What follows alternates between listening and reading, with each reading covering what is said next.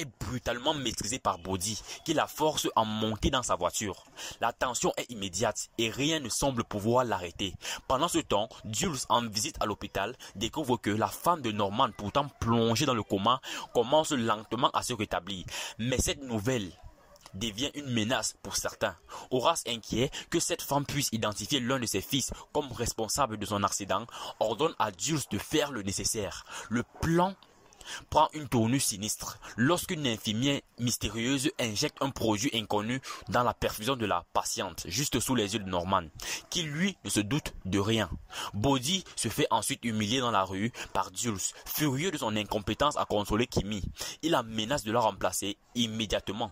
Blessé dans son orgueil, Body tente de reprendre le contrôle, mais le mal est déjà fait. Angel revient au motel, encore bouleversé par la scène entre sa copine et sa voiture détruite. Il tente une dernière fois de convaincre Kimi de participer à un vol. La monstre d'Horace vaut $1 million. Kimi, perdu et troublé, accepte enfin le plan.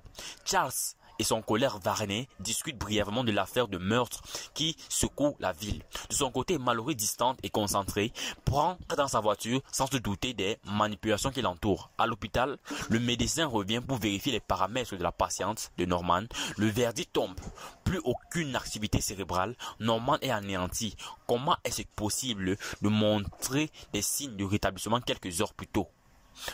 Sous le choc, Norman appelle Jules pour exiger qu'on l'aide à sortir sa femme de l'hôpital. Sa voix tremble, sa colère monte. Dans la foulée, il appelle Horace et le menace de s'en prendre à ses fils. Plus rien ne sera comme avant. L'épisode se clôture sur une tension extrême, des larmes, des menaces et un sentiment de vengeance dans l'air. Les masques tombent et la suite promet d'être explosive.